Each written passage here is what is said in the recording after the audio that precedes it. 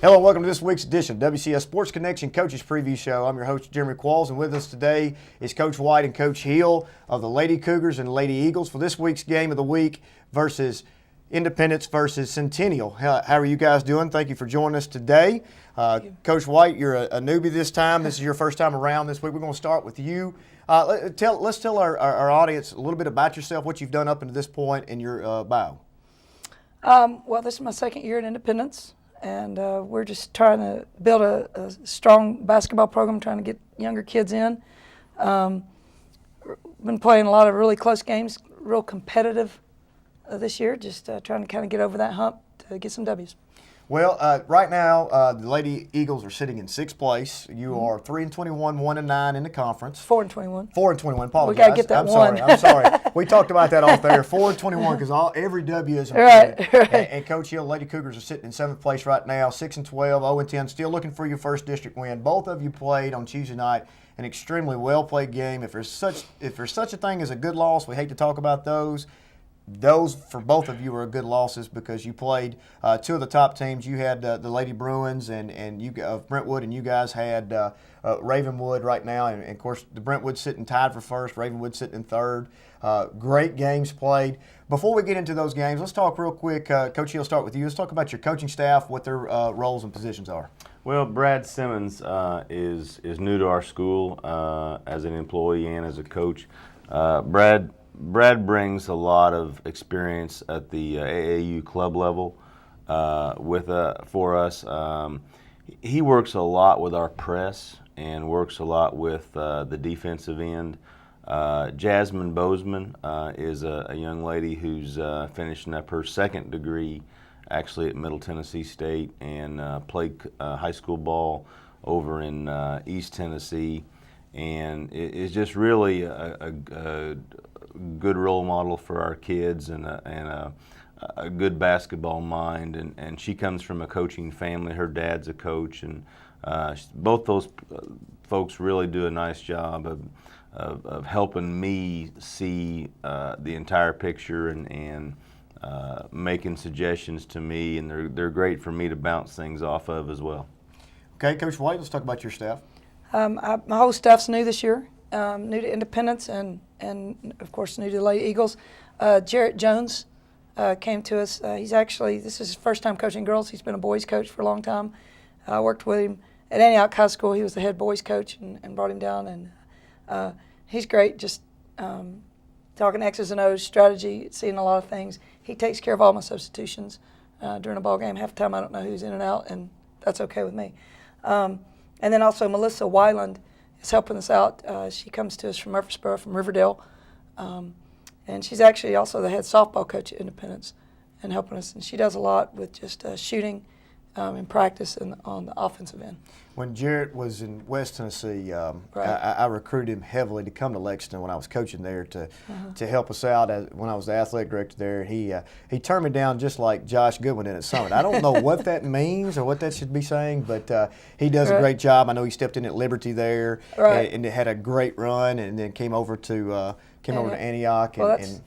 Both of them have a strong history of basketball. Obviously, Coach Weiland being at Riverdale under Coach Burke, state championship, and going on to MTSU and playing ball, and then Jarrett being at Liberty Tech with state championship. That winning, it's in their blood, and so now it's just kind of developing it in our Independence players. Not many times like he did. He steps in his first year and gets the gold ball. Now I don't know where you go from there, but girls basketball. Almost And now you said, hey, you know what? I won one on the boys' side. I try to win one on the girls' side. But let's real quick talk about some player spotlights right now. I know Chantel Fly. I got to see her the other night. An exceptional player, long, lengthy, athletic, is all get out. She is a freshman, I believe. Is that correct? Correct. So let's talk a little bit about your club right now and who's playing well for you. Well, Delaney DeStefano leads us in scoring, certainly. Chantel is capable of really taking over a basketball game. She's very athletic, has great anticipation, particularly on the defensive end. She really thinks one step ahead. I think our point guard kind of dictates the show. Maddie Simmons, she runs the show for us. She handles the basketball. She gets us in our sets. She's really the key to our success on both ends, because she really makes up for some kids who maybe aren't in the right spot defensively, and she recognizes and kind of covers their tracks a little bit. So, we're young. We have no seniors on the roster, 2 juniors, 5 sophomores, and then 9 freshmen in our program. So, we like the direction that we're going. We've got a lot of young guys that are kind of being thrown to the varsity wolves sooner than maybe you'd like to, but they're handling it well. And once this team learns how to finish games, I think we'll see some really good results. And when you say throwing them to the wolves, that experience they're getting is immeasurable, just because of the fact. Whereas maybe you had a senior-laden team, an older team, that they would have to get that experience at the JV or freshman level. And now they're getting it at the varsity level. And when you're building a program such as what you're doing, that experience is great. I mean, there's no question. You can only get so much exposure to how a varsity game looks by playing in a JV game or a freshman game. As you go up levels in basketball, from even freshman to JV to varsity to the collegiate level, the biggest difference is the pace of the game and the intensity of the game. And by those kids getting those experiences younger, I think it'll only pay dividends down the stretch. And on top of that, in practice, it's almost impossible to mimic game scenarios, just because of the fact maybe of numbers and experience that you have on the second teams that you're practicing against, and it just that intensity, it's just hard to mimic. Coach White, let's talk about the Lady Eagles. Well, we're kind of in the same boat. Very young. We do have 2 seniors.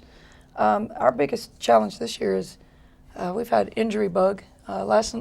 Tuesday night at Brentwood was our first game all season to have our complete roster healthy and ready to play. So. I don't know if you want to say it's a surprise sometimes every night when we go out on who's dressed, but we've had some of our upperclassmen get bit by injury bug, played a lot of games without them, so that's forced our younger kids, and like what you would say, what would normally be your JV team, have to play a lot of varsity minutes, which has really developed them quicker than you want to, but it's helped us. And I think now going into this last 3 ball games here and postseason is going to help now, because everybody's healthy. So you've got your upperclassmen experience ready to go, but now your younger kids have been playing this whole season. Now it's just getting them mixed and gelling together for the postseason. What does that do to continuity of your team, mentally, physically, the whole 9 yards, when you're playing those different lineups, and all of a sudden you've got your full team that you expected to start the season with? So what does that do? It's been a roller coaster early. Oh no, somebody's hurt, not going to play. But then, it's just changed everybody's role, and I think everybody's been able to step up and take a bigger role. We've had to learn to play more as a team and not rely on one player. So I think, again, it's helped some of those, especially sophomores. We play a host of sophomores and freshman point guard. It's made them step up and be that player. I mean, we've had like 6 different people score double figures throughout the season, where we probably wouldn't see some of those younger kids do that, without just having to. So. And once again, they're gaining that experience that they wouldn't otherwise get. So, I mean, there's a silver lining there, regardless of win and losses, about cultivating what you have and getting ready for the future. All right. So Indy plays Brentwood this past Tuesday, and Brentwood's tied for first coming in. Let's just say probably heavily favored in this game. You're leading at halftime. We're tied at halftime, and then the second half. Give us a little rundown on what happened. Played a great first half, very few turnovers. We were doing some different things defensively, trying to keep them kind of off balance offensively. Played a really good half of basketball for us, and came out third quarter, and first 5 possessions kind of had a momentum swing. We turned the ball over 3 times, missed a couple of layups. They hit at the very end, last second shot at the end of the third quarter. They hit a big 3, so they go into the fourth up 8 instead of up 5, and kind of that momentum just shifted. We got a little offensively challenged in the second half. They hit some shots they didn't hit in the first half. That was the difference in ball game. But we had them for at least a half on the ropes, and I think they had to notice us a little bit. So. I think you accomplished your goal. I mean, you kept them from under 39 points. We always Right. have a saying in coaching, first one to 40 is going to win, and you held them under that. Centennial goes in and plays Ravenwood, and Ravenwood's sitting in third right now, 45-40, which was a fantastic game. I mean, it was great atmosphere. It was back and forth. Give us a quick rundown of what happened. Well, we jumped out and played really well early, led after one, I believe by 3, went into the half down 29-24. Really felt like we needed to shore some things up, particularly with getting better possessions and particularly on the defensive end with making some coverages in our zone. And they come out in the second half and hit 2 of their 3 threes they hit on the game. And the game went from a 5-point game to an 11-point game. And we really had to battle back in that quarter to stay in it, and actually won that quarter at the end of the quarter and did battle back and was down 1 at the end of the third. And it just came down the stretch to who made plays and who didn't. It was 43-40 with about a minute to go. We had the ball, got a good look, just didn't knock it down. Had to foul, they make their throws. Now that we're down 5, another possession, we were not able to score, we had to foul. They made their throws, and that really was the 7-point differential in the ball game, 47-40. But probably the best overall game we've played this year, to be honest, against really what I feel like is a very upstart Ravenwood program at this point in time, and Coach Harris doing a phenomenal job over there. So what can we expect to see without not just giving too much information away from each other? Last night we talked, and I'm sure that in today's age and time we know exactly what everybody's going to run thanks to huddle or thanks to video, whatever. You threw a little junk defense Tuesday night, 1-3-1, not necessarily trapping out of it, backing into what looks like a 2-3, trying to throw them off a little bit. We expect to see that in tonight's game. Well, what I think we have to do against Indy is get good possessions. That's kind of been our theme this year, is not getting rushed into a bad decision or a bad possession. And the last time we played Indy, their 2-2-1 forced us into, at times, maybe not getting the look that we wanted to get, and we've got to work in the next few minutes here as we start the game and get ready to go to really talk about getting good possessions and make sure that each time down we get the look we want to get. Well, Coach White, real quickly, let's talk about the swing offense. I know that's your preference. If things work out, what can we possibly see offensively from you guys? Well, yeah, we do run a little bit of a swing, and we've put in a couple of little things. You've already talked about it. Centennial's very athletic. They're long. Get after it defensively. They get out in the passing lanes. So for us offensively, the key is just meeting passes. Coming off good tight screens and executing the offense and not getting too excited, like you said, and making a bad decision. And ultimately it comes down to making shots, right? At the end of the day, first one to Right. 40, 15 or less turnovers. It I might know be all those first stats one you to want two. to You never know. Yeah. It doesn't matter. We'll take it any way we Right, can get it, right? right. We got some upcoming games. Centennial has Glencliff and Summit after this game tonight. Obviously left on schedule. Indy has Dixon and Franklin. This thing's going to come down to the wire. The tournament's going to be fantastic. I mean, there's going to be some upset cities somewhere. I'm predicting somebody's going to pull off an upset in that first round. I wish you both the best of luck in tonight's game and in the future. Thank you so much for being good sports with us today. And when we come back from break, we're going to meet with the guys' side of tonight's game. Stay with us. We'll be right back.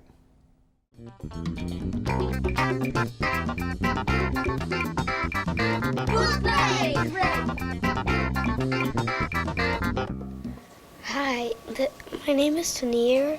I chose this book because the pictures are really good. This is one of my favorite pictures, and you can learn some facts about them too. This is one of my favorite facts. It tells a lot about history, and it tells you different types of countries and like cities. And like German's like friend. He really likes the sport, and he wanted German Stelson to come with him and do the race across America with him. And German Stelson wins the race.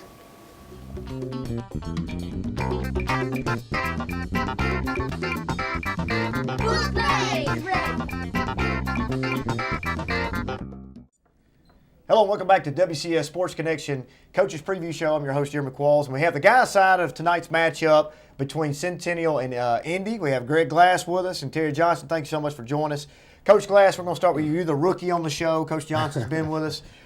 Tell us a little bit about yourself up until this point, what you've done in the past, and a little quick bio about yourself. Sure. This is my third year in Independence. Originally from Kentucky. I was up in Virginia for 4 years before coming back to Independence. This Middle Tennessee's been great to me and my family. I was just happy to get back to the South, and it's been a great experience at Independence. Well, excellent. And I'm just going to tell you right now, you two guys, away from the girls' side, they had their great losses.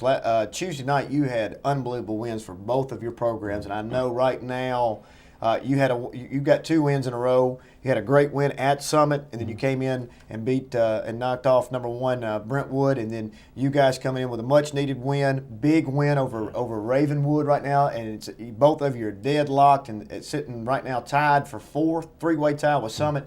We can't say enough about the district tournament coming up. This is going to be a roller coaster ride. That's why y'all get paid those bucks, man, to do this, and that's why I've got gray hair and I got out of the business. But I know from my standpoint it is going to be fantastic. I look forward to the run. From your standpoint, I know it's going to be anxiety-filled, but at the same time, you have to feel pretty good where your clubs are. Yeah, last night or Tuesday night was a great win for us against Ravenwood, and we've been up and down throughout the season, but we feel like at this point, if our efforts there and our execution, we'll have a chance to beat whoever we end up playing. It could very well be Independence again in a couple weeks, or Summit, Ravenwood again. We're going to all somehow. It's just a matter of who's playing where, but it's going to be competitive. It's going to be a lot of fun. Well, Coach Glass, let's start with your group. We've talked all year long about the Murphy brothers, what they bring to the table. Who's playing well for you right now? Who played well in the Brentwood game? Give us a little rundown of what happened in the Brentwood game. You end up going in there, knocking those guys off 56-50, led the entire game pretty much wire to wire. Mm-hmm. Matter of fact, had a pretty good size lead there. They make the run. You knew a team like Brentwood's not going to lay down. They're going to keep coming, keep fighting, keep battling. Mm-hmm. So let's talk a little bit about your club and who's playing well right now. Well, I tell you who's really playing well for us. You're right, the Murphy brothers, they've been consistent with us for us all year. Malcolm Walker's been a force inside for us, but Pierre Watkins has really stepped up the last 2 nights. He's came in to help relieve ball pressure from Grayson. Now, he's your guard off the bench, is that correct? Yes, yeah. I've inserted him in the starting lineup the last 2 nights, right. and he's done real well for us. He gives us quickness, another ball handler, and he can knock down free throws as well. So he knows his role, and he comes in and he does it real well for us. Now, right now, the WCS Sports Conference, we tried to put a team together last night with everybody. And right now, it's so guard heavy. It would be a hard decision who to start if you had an all-star team from our district alone, or our sports conference alone. And you have an argument right now for KJ LaSure to be the starting point guard, because I'm telling you, this kid can play. He's quick as a cat, athletic. What does he bring to the table to your team? And talk about your kids other than him that's playing well. Yeah, KJ's been phenomenal, and he and I talked cut over the Christmas break about for us and being a point guard, he really can't have a bad day. And, we talked about it doesn't mean it has to be perfect in how he plays, but just his focus, his energy, his leadership, and since that time he's gone to another level. So as we've talked about, he really makes us go. And his talent is tremendous, but his preparation is really starting to carry over to a lot of our younger kids. But yeah, we've had some other kids just playing very, very well. Travis Batts has had a great season for us. Against Ravenwood, he made some big shots and knocked down some big free throws. Our bench has been great. We've had different kids, and we have 11 kids, and we don't know who's going to play well on a given night. Tuesday night against Raven was a good example. Drew Joyner, one of our sophomores, hasn't played a lot in the last few games previous to that. Came in, played a lot of minutes, took 2 big charges, hit some big free throws down the stretch, and that's kind of exciting for us. And Jalen McClain has just done a phenomenal job, really going back to the last time we played Independence, and he guarded Grayson, and Grayson ended with a great game. He's talented, very talented. But Jalen really made him work, and he's guarded some of the best players as a sophomore, and just made him work. And so he's doing some great things for us also. Two things stick out to me when we're talking about KJ. Last night, the thing that sticks out to me as just being a former coach and around basketball my whole life is his one-on-one on-ball defense is as good as anybody that I've seen. He can work the ball. The point guard wants to give it up. He makes him feel uncomfortable. And that is something that's hard to coach because I know that we all do shell drill every day and we go through all the process of where everybody's supposed to be. But that actual on-ball defense, either you want to do it or you do not. And I think that he brings that to the table. Looked great last night doing it. The other point is if he knocks down shots, he's tough to guard. You know, if he has a weakness, if there's such as a weakness, it maybe is outside shooting because he's bringing so many other things to the table. But if he's hitting his shots on the outside, he brings a lot to the table. Now, you two teams are almost completely different, and this is what I see when I watch you guys play. I see Coach Glass's team as a fast, fun, watching team. We're going to put the ball up. We're going to get in the open court. You guys can finish as good as anybody in the open court. Your guys are more grinders. We're going to get it in there and see what happens. And KJ is going to obviously make the show happen, looking to distribute the ball. So this matchup is very intriguing to me to see which one gives in the situation, how it goes. So let's talk a little bit about what's going to happen tonight. What do we expect to see? Obviously, this is no surprise or no secret to either because I know that you've already played once. We've looked on game tape and all that. What do we expect to see defensively, Coach Glass? How do we are going to try to, if you don't mind, giving away your game plan? What is KJ when you make? Let's do it this way. When you make preparations for his team and KJ at the point guard, obviously you're trying to stop the distribution. So what are we going to do to try to do that? Well, ideally, I'd like for him to stay at home for the night, but that's not going to happen. I was telling Coach Johnson earlier, I said he's probably the fastest north and south guard with the ball in his hand that I've seen in a long time. And someone like that is just tough to guard. And we got to really, it's not going to be one person guarding him. It's going to take, the whole team keeping him from getting to his favorite spots on the floor. And in retaliation on that, they have shooters around him that can knock the shots down. And so we got to, we got to have our defensive rotations down. I mean, we'll mix it up. We'll go man. We'll go zone. We tried to press at their place. It didn't work well for us, so we'll just have to make some adjustments out of our press. But, yeah, it's going to be a tough matchup, and hopefully our home crowd will be on top of it and give us that extra energy that we're going to need. And on the same token, you've got the Murphy boys. I mean, the younger of the Murphys, Grayson. Right. I mean, he brings so many intangibles to the table as well. I mean, maybe not as fast north to south as KJ is. His east to west, he's very elusive. You think you've got him, boom, he's by you. IQ is extremely high and can flat stroke it. And what's surprising to me, what he brings to the table is like I keep saying all year long, you don't think that he can finish in the open court like he can because you're just thinking, okay, here he's either going to pull it out, he's going to pass, and boom, he makes an exceptional pass, or he does finish. What are you going to do to try to stop that? Yeah, we're gonna make him do the best we can to make him work. He's very talented. The other thing I'd add in there is he has great vision and a great feel. He just sees the floor, and so it's very hard. You try to sneak away a little help. He finds the open man very well, probably as well as anybody in our district. So we'll try to make him work. We know he's going to get some opportunities. He's going to score. I thought we did a good job the first time we played of making him work, and he still finished with I think 21 points. So. It's going to be a challenge. It's a challenge because Coach's team is very talented and very balanced. He has 5 or 6 kids that are capable of making shots, finishing around the rim, and I think they're as talented as they proved on Tuesday night against Brentwood. They're capable of beating anybody in the area, and so it'll be a challenge. But I think if we can at least make them work and not let him get too comfortable, then we'll just see how it goes. Well, outside of Franklin's height. Right now, Coach Glass, I think you've got probably the best true post, if you want to call him that. I mean, we're not, unfortunately, the WCS Sports Conference is not blessed with true post in the true meaning of the word. Probably like you played yourself in high school, maybe a little bit down there with the back to the basket. But his team brings a dynamic with their post and the action. He can, he's very quick off the floor, can get up, so that can bring some problems maybe down the road. I know that you ran in 3 or 4 guys last night in your post position, so it'll be an interesting dynamic. I look forward to this matchup. It's going to be a lot of fun, and we have said all year long as well, I do not want to get matched up with Centennial or Indy or Summit in the first round of the tournament. And this is going to be phenomenal to see how this goes out. So let's talk about our current settings right now.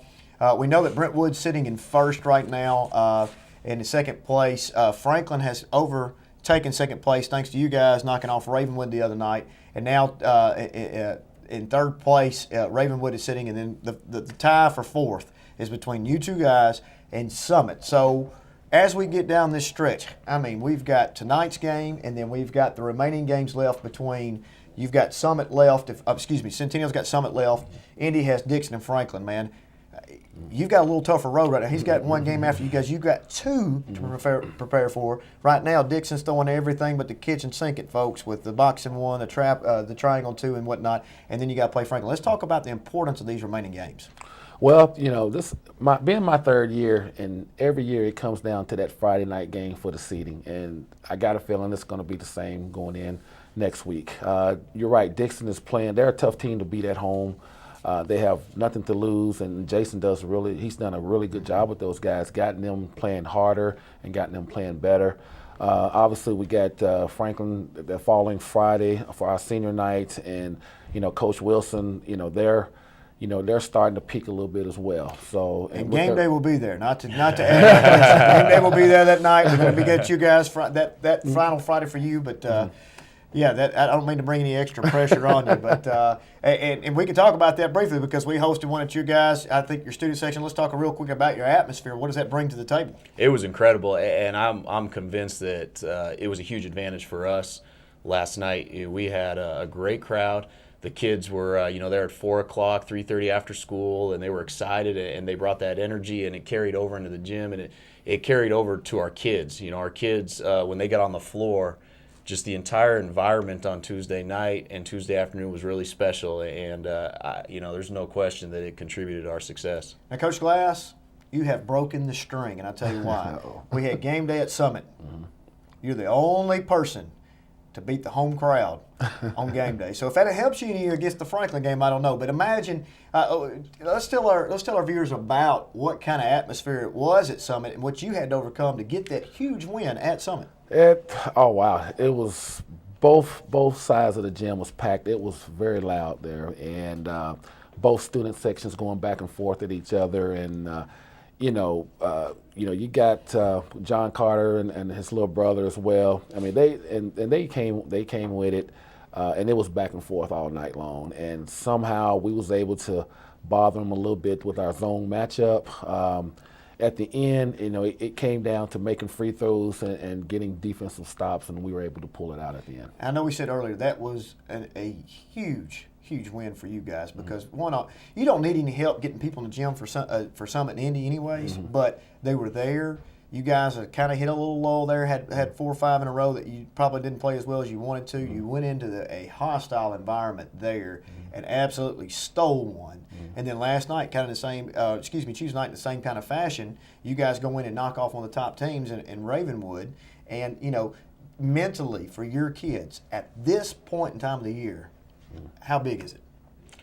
It's big, and Coach and I were talking previous to the show. We kind of who we are at this point of the season, and so as we kind of wind down, I think our kids having confidence, believing, regardless of what happens at the end, next week and the end of this week, I think we all believe that we can step on the floor and compete and get some wins. And I think for both, at least for us, but I would guess for Independence as well, that's huge for our kids. Just knowing that belief going into the district tournament that we can win a game against a good team. Well, I appreciate these guys being here. This is Coach Johnson and Coach Glass, head coaches of the Centennial Cougars and Indy Eagles. The game is tonight, tip-off at 6 o'clock at Indy. This is going to be a fun night, excellent. Make sure you come out and watch these guys play. A lot of full-court fast action. I wish you both the best of luck from this point forward. Thank you so much for being here. Thank you. This has been WCS Sports Connection Coaches Preview Show. Thank you for joining us. We'll see you next time.